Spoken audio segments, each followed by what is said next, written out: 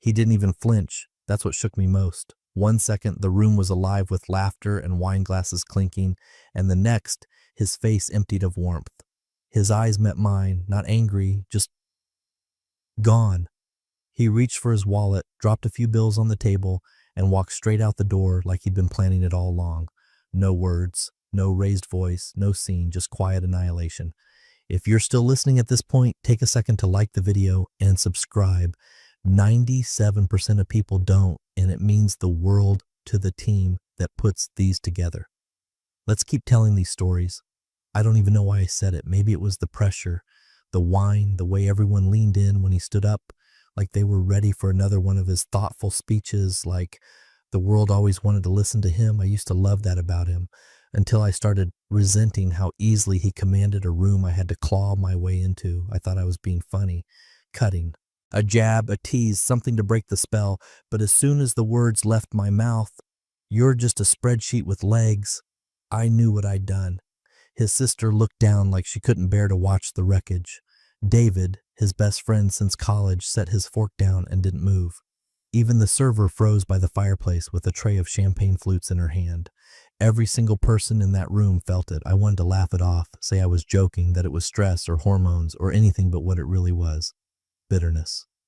That man planned the entire weekend, booked the cab, and coordinated with my assistant to make sure I didn't lift a finger, even found a local baker to recreate the lemon cream cake from our wedding. And I shattered it all in one breath. He didn't yell. He didn't accuse me of ruining his birthday. He didn't even close the door hard on the way out. He left a hole instead, quiet, perfect, and cold, the kind that echoes. I stood there, the fire still crackling like it had no idea what had just happened. I smiled at the silence, tried to laugh and say, "He'll be back. He just needs a walk." But nobody believed me, not even me. I walked out to the porch a few minutes later, heart racing, trying to spot his car through the trees. It was already gone. I called, straight to voicemail. I texted, no response. I told myself he was just cooling off, that he'd be back once he'd had a chance to breathe. But hours passed, midnight, then 2 a.m. I sat on the edge of the bed in that rented cabin while our friends murmured goodnights behind paper-thin walls, and I stared at the door like it might open if I wished hard enough. It didn't. I woke up to an empty parking space and a cold side of the bed. His toothbrush was gone, his duffel, his phone charger. The man I embarrassed didn't wait for an apology. He vanished before I could offer one. The scariest part wasn't that he left. It was realizing I had no idea where he went. The lake swallowed his phone without a splash. I watched from the cabin window as the sun rose behind the pines, casting long orange streaks across the gravel road where his car used to be. I hadn't heard the engine. I hadn't heard a door. He moved like he lived, deliberate, measured, invisible when he wanted to be. And now he was gone. I checked the driveway. Empty. The closet? Half full. Not ransacked, curated. Just the essentials missing. A saddlebag, a weathered leather pouch I hadn't seen in years, and the photo of his father he kept tucked behind the medicine cabinet. A few toiletry items were gone too, but it wasn't just what he took. It was what he left.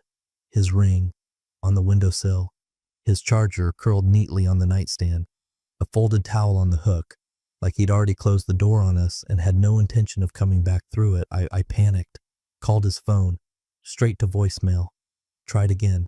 Then again until the screen read "call failed," not blocked, not powered off. Destroyed. I could feel it in my gut. He wasn't punishing me. He was erasing me. Somewhere out there, my husband was tearing himself from this life with a calm I didn't recognize.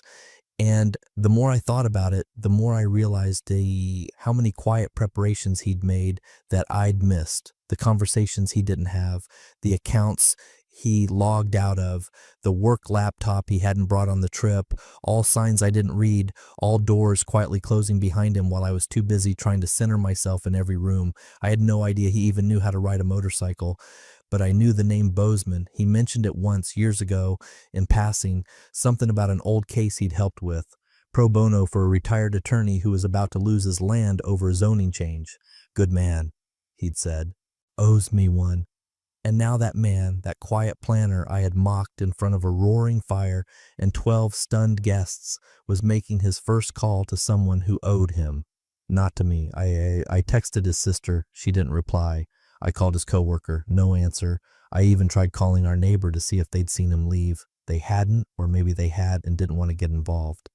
In the cabin silence, I noticed the coffee hadn't been touched. The bed hadn't been made. He hadn't hesitated. He didn't just leave, he escaped. I posted the story with shaking hands. Just me, in soft light, makeup on but not too much, trying to look real, raw, human. Hey, just wanted to check in. I smiled like I hadn't shattered a man in front of his closest people 48 hours earlier. So, a lot's been going on. I snapped the other night, totally overwhelmed. Didn't mean what I said. We're just taking some space right now. It's mutual. Still love and respect, always. I watched it back before uploading. Cropped out the moment I nearly said, I don't know where he is. Changed love and respect from always will to just always. Slid in a reminder about my brand. If you've ever felt stretched thin, check out the new affirmation deck I just dropped. Then I hit post and waited. Nothing. No hearts. No comments from our friends. Not even my sister. The only message I got was from an old client I hadn't spoken to in a year. You okay? Which, somehow, made it worse than being dragged. By Friday, I tried to pivot, posted a carousel of me journaling, sipping tea, meditating, captioned, healing isn't linear, but accountability is part of the climb. Still nothing. He hadn't said a single word. No post, no text, no reaction. Just absence. The kind that makes people pick sides, and nobody was choosing mine. A silence that felt more truthful than anything I could script. Saturday, I took a slot on a local morning radio show, something light, lifestyle focused. I wore beige, spoke softly. The host smiled at first, asked about self-care routines, staying grounded, especially when relationships get messy. I nodded, gave my usual answer. It's about intention. It's about energy. I try to meet tension with compassion. But one of them, Tasha, the younger host, tilted her head and blinked slowly, then said, not unkindly, so, was that really his birthday? The night of the cabin clip? Clip. That word dropped like ice water down my spine. There's a clip? I asked too fast. She blinked. Oh, it was just a story someone saved, I think. It was in a meme reel earlier this week. You saying he's a spreadsheet? I couldn't even answer. I smiled, barely, reached for my water, mumbled something about healing again. They moved on. But I knew. In their minds, I wasn't a woman who snapped. I was a woman who humiliated someone and tried to package it. By the time I got back to my car, my hands were cold. I refreshed my profile. The new post had 2 comments. One said he paid for the dinner, then left. That's the whole story. The other? Just the date. His birthday. I only noticed the block when my card declined at the grocery store. I stood there, frozen, blinking at the cashier as if she'd made a mistake. Could you try it again? I asked, even though I knew. The second attempt was even worse. This time the machine made that sharp, final sound, the one that says, you don't belong here anymore.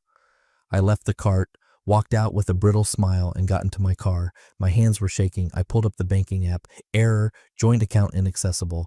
I tried the house listing platform where I'd half-drafted a rental listing, thinking I could turn the cabin into a quiet side income while things blew over. Listing privileges, denied. Then I remembered the clause. Buried in the middle of our prenup, in one of the appendices we never discussed again after signing. Section 7, Clause D. In the event of verbal or reputational denigration by either party in a public or semi-public setting, especially on milestone dates, a temporary asset freeze and forfeiture review may be initiated by counsel within 72 hours. He didn't wait 72 hours. He filed it the next morning. Before sunrise, I know because my lawyer called, stunned, voice tight with disbelief. He activated the clause at 6:03 a.m., he said, filed through his private counsel in Bozeman. It's watertight, I've seen it. I laughed, or tried to. You're joking. That was performative language, not slander. It was personal, not public. Not with 12 people and a recording, he replied. I didn't know what to say. I'd forgotten the recording. Someone, probably his sister, must have saved it, or maybe he had. And the clause wasn't just a threat, it was leverage. Real, enforceable leverage, designed like everything else he did. Clean, quiet, and legally sound. What does forfeiture review mean exactly? I asked, barely able to get the words out. His silence said more than I wanted to hear. It means he finally said. If the review holds, you lose access to all joint assets, house included. I opened my laptop, clicked through account after account, all locked, every one of them redirecting to his firm's name, even the travel points, even the auto policy. He hadn't run from pain. He'd planned for it. While I was busy building a brand around emotion, he'd built exits behind every promise. And the terrifying part wasn't that he'd done it. It was that he never wanted to use it, until the moment I gave him no choice. Now I couldn't even touch what we built together. And somehow, that felt worse than losing him. I didn't know what loneliness really meant until silence started answering for him. First, it was his brother. I texted something simple, "Hey, I'm worried about him, can we talk?" No reply, the read receipt never showed. I sent another, then one to his sister, nothing. Finally, I tried his old friend David. He was always the soft one, always smiled at me at holidays even when the tension was thick. I opened Instagram, found his profile, and tapped message. Blocked. I stared at my phone like it had betrayed me, like it should have told me this wasn't just distance, it was exile. I even tried my own sister. She answered, but her voice was thin. "I mean this with love," she said, "but maybe you should stop reaching out. You pushed him too far, and you know it." It wasn't just rejection, it was shame. The kind that starts behind your ribs and spreads slowly until even your breath feels counterfeit. I recorded 3 voice notes for him that night. The first was an apology. The second was a breakdown. The third, just silence. Me breathing, then stopping, then starting again. I hovered over send, finally hit it. He didn't open them. 2 blue check marks never appeared. And somehow that hurt more than words ever could. By Friday, desperation turned to denial. I put on lipstick, cleaned up the corner of my apartment where the light hit best, and recorded a quick comeback video. Nothing dramatic, just me talking softly about growth, mistakes, how people who love you sometimes lash out when they're really scared of losing you. I added a quote card, some music, hit upload. For 5 minutes, nothing, then 10, then the comments started trickling in. At first, silence, then one line, over and over from different usernames, different regions, different time zones. "He's already gone." Every single comment, "He's already gone." I refreshed, 20 more, refreshed again, 30, that line, like a verdict. Not come back, not forgive her, just a sentence that closed the door. I shut the laptop and drove to his office, half hoping, half praying. I told myself maybe we could talk like adults. I parked across the street, adjusted my hair, walked inside like I belonged there. The front desk didn't even look up, just said, "Your badge isn't active anymore." "I'm not here to work," I said. I need a second with him." She blinked slowly like I'd asked for a miracle she wasn't authorized to deliver. "I'm sorry," she said. "There's no record of your access anymore. You're not on any list." I backed out of the building, heart beating too loud in my ears, looked up to the window where his office used to be. The lights were off. I wasn't chasing love anymore. I was chasing proof I still mattered. But the only thing that stared back was glass. Empty, cold, like him.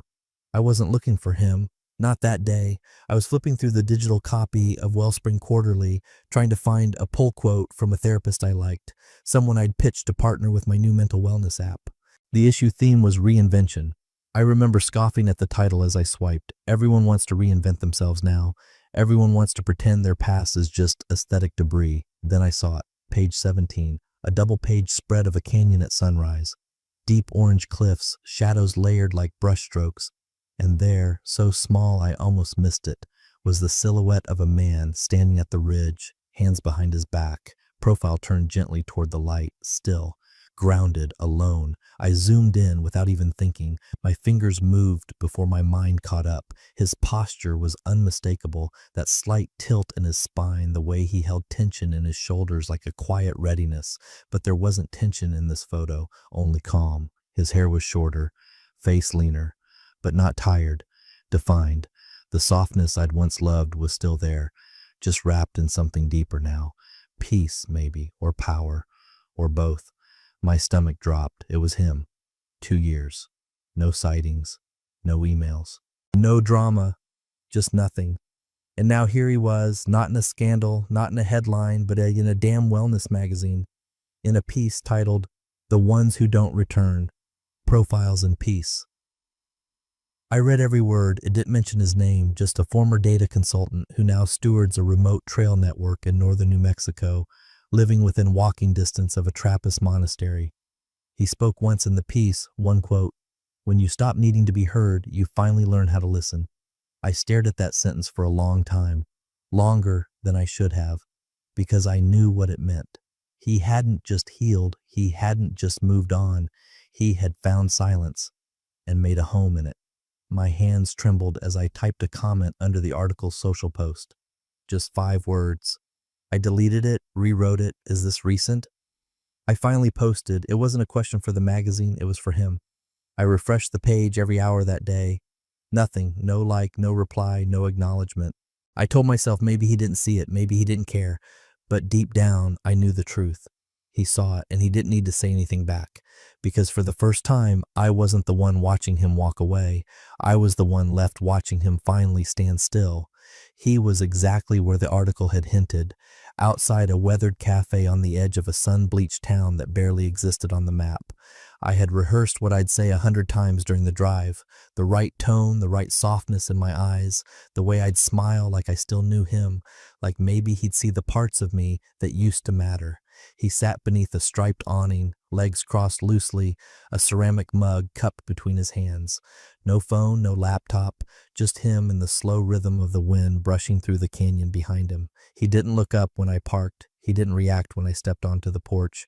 But as I crossed the final few feet, he raised his eyes, and they met mine with a stillness I couldn't read. Not cold, not angry, just complete. Like there was nothing left for me to disturb.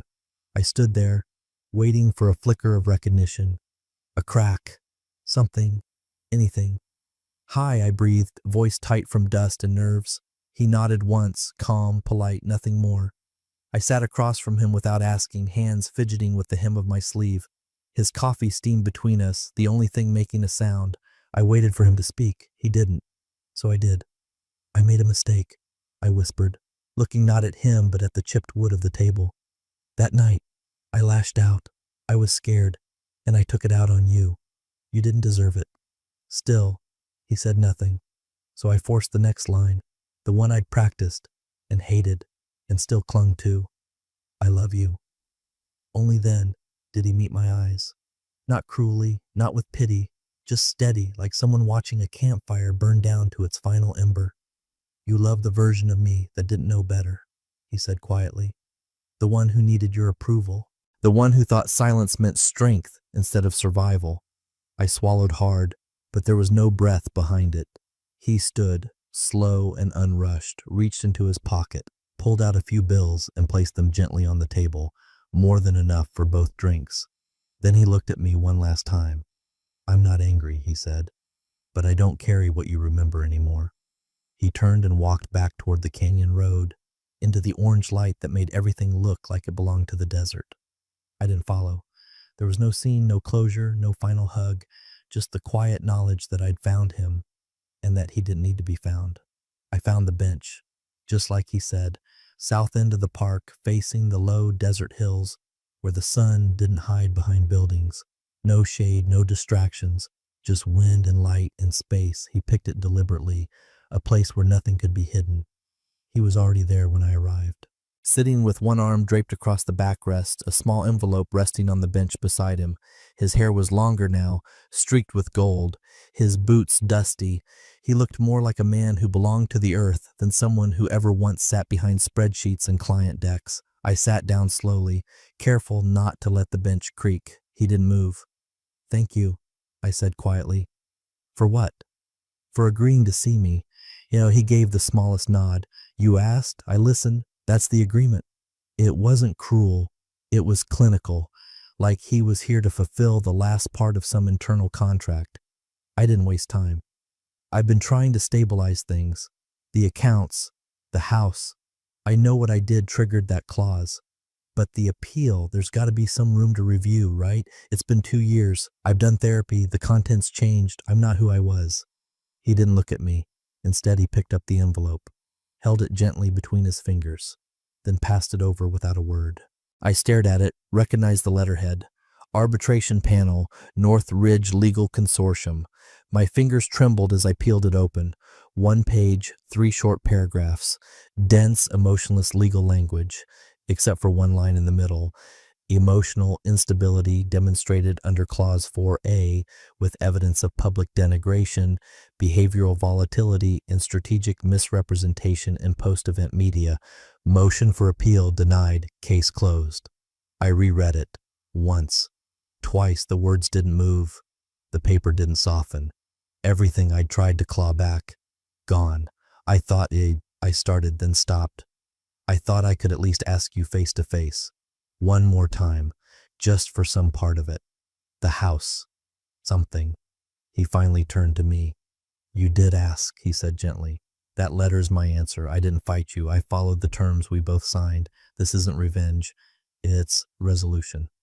I didn't cry. There wasn't anything left in me for that, just heat in my chest. And the sound of a wind chime swaying from a nearby porch.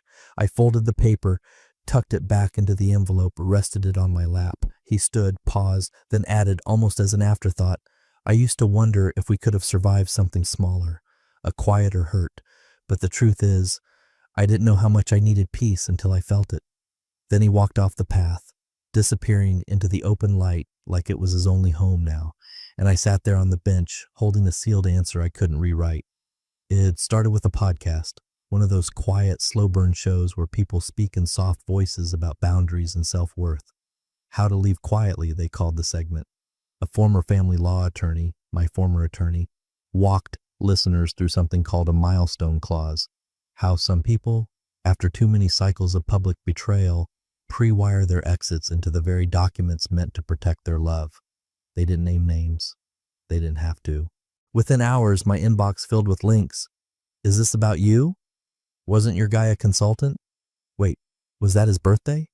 By morning, my name was trending again, but not with sympathy, not with compassion, with side eyes and screen grabs. The same birthday clip, me holding a wine glass, smirking at the edge of a firelight, calling him a spreadsheet with legs, circulated like it was brand new, except this time the comments weren't asking where he was. They already knew. They were asking how I ever thought he'd stay. I tried to ignore it. Spent an afternoon drafting a rebrand campaign, radical healing for imperfect women. I thought it sounded brave, vulnerable. I went live that evening with a soft sweater, tea in hand, misty lighting, looked into the camera and said, We've all hurt someone we loved. This is my reckoning. I hope it speaks to yours too. 2 hours later, the video had more dislikes than views. Every comment was a mirror I didn't ask for. Apology tour, you humiliated him on his birthday. She didn't reckon with anything, she got caught. She's trying to sell closure she never earned. I turned off the comments. Then the duets started. Reaction clips of me side by side with the podcast episode, or the birthday footage, or worse, his canyon silhouette from the reinvention spread. A man silhouetted in peace while I was framed in performance. The world had moved on, but not the way I wanted it to. He became an idea people admired. The man who didn't clap back, who didn't expose me, who didn't need a takedown to win. Just a document, a sunrise, a vanishing. And me? I became the cautionary tale in someone else's narrative about self-destruction. I scrolled through the comments again, staring at one that stuck in my throat. You don't get to rewrite the ending just because you finally regret the first act. No hashtags, no username, just truth. And in the stillness of my apartment, I realized, I hadn't just lost him. I'd lost the version of the story where I could still pretend I was the one telling it. The wind was dry that evening, like it carried only the bones of forgotten things. I sat on the ridge with my sketch pad, tracing the edge of a red rock shelf that curved like a wave frozen mid-crash. The canyon below was painted in twilight, long shadows crawling up the cliffs, whispering their final secrets to the sky. I heard footsteps before I saw them, quick, light. A boy's. It was Elijah, my godson. His curls bounced as he ran, giving a short wave before disappearing around the bend in the trail. He didn't ask questions. He never did. Kids can feel what silence means. Then came the second set of steps, slower, hesitant, the weight of memory in each one. She didn't announce herself. No heels, no perfume, no camera-ready smile. Just her, faded jeans, hair pulled back, eyes already saying what her mouth hadn't dared to yet. She stopped a few feet away. didn't close the distance. I said I loved you, she whispered. The same voice that once cut through a birthday toast now barely reached my ears. I didn't look at her right away. Just finished the line I was sketching, let the stillness stretch. Then I raised my eyes. She looked smaller than I remembered, not just physically, spiritually, like time had washed her edges down until only the truth was left. I didn't need anger, I didn't need forgiveness, I just needed air between us again. You said a lot that night, I said softly. No edge, no accusation, just the truth, flat and final like stone. She blinked. I think she wanted to speak again, but the canyon wind rose up then, curling between us, lifting her reply out of her mouth and carrying it somewhere I didn't care to follow. I stood, brushing the dust from my knees, my sketch pad tucked under my arm. I walked toward where Elijah had gone, the light starting to fade. She didn't follow, and I didn't look back. Because sometimes the last echo isn't something you hear, it's what you finally stop needing to.